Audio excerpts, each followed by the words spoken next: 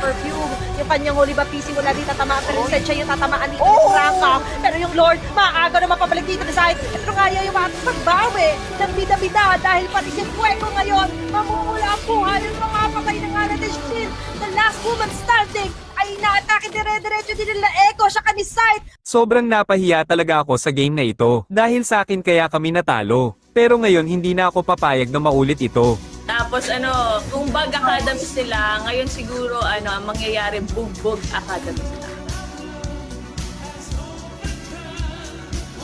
Sila. Masabi Hindi, seryosohin mo sila. si Sykes, kung totoong magaling siya mag-corp, pakita niya ngayon. Okay, Ay, okay. okay, Okay, may pakitaan. hamon sa'yo, Sight, si Kuya Mizaki.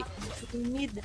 At pati yung bot, Ayan mukhang delikado na sa mata ng Bag Academy. Grabe naman si Kuya Mizaki, ginagawang funny yung yung ling lumipat ng Shira Bush.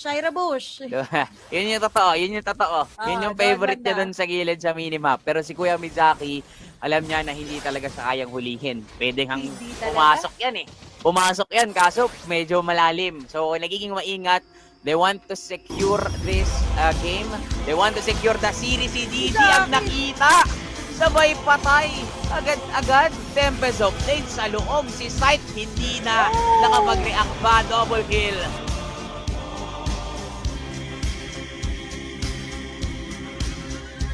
Dispersion blade, yung vacuum, blade, two blade, Grabe. mga secure niya. Pero dun sa taas, si Kapitan Fuego, tumatrabaho lang. Retry, sino makakasecure niyan? Oh! Izaki pa rin. Tinayuan lang. Sa nilidaki yan ngayon, it's showtime na nga ng Dennis. At sa place na target ni Madam Kitty sa pinakalikod, hindi nga na madito si Gigi doon.